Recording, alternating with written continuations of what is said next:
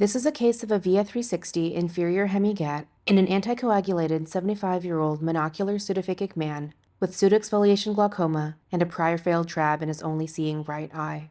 A temporal paracentesis was made and enlarged to at least 1.2 millimeters to fit the VIA360. Lidocaine and myostat were injected into the AC.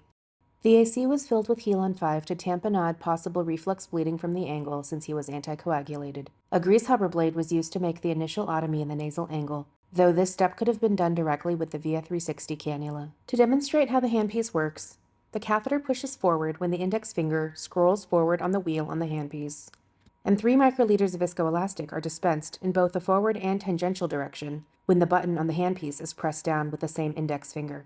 The scrolling and the pressing can be done independently. The catheter is scrolled out of the cannula and enters Schlemm's canal. See it, right? Yeah. The catheter becomes less visible behind the pigmented TM as it continues to move around in a clockwise fashion. On the handpiece, the scroll button is scrolled forward and then the button is pushed down. With every push, there's 3 microliters of viscoelastic dispensed. It's not possible to physically see where the tip of the catheter is, so the catheter is advanced carefully, 1 scroll and 1 push at a time. I see some branching. Yeah. He's hitting a resistance here. That's probably where the trap is.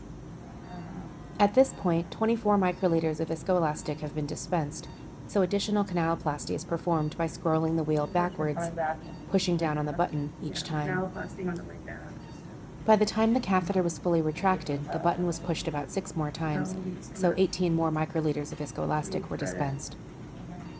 The catheter is re-scrolled all the way forward until the tip reaches the trab site, and the microscope is zoomed out so the entire field can be seen, and the handpiece, cannula, and catheter are pulled straight out of the para to perform an incisional goniotomy on the inferior 180 degrees of the trabecular meshwork. Did it. A second paracentesis was made, so a 19-gauge bimanual IA could be used to remove the Helon 5. This can also be done with a coaxial IA if the temporal wound is enlarged. The aspiration handpiece is removed, and regular Helon is injected into the AC as the irrigation handpiece is removed.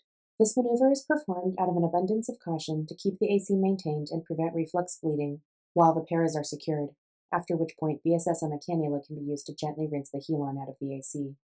At the end of the case, the eye is left well pressurized to prevent reflux bleeding, and intracameral antibiotic and subconj dex are administered to prevent infection and reduce post-op inflammation.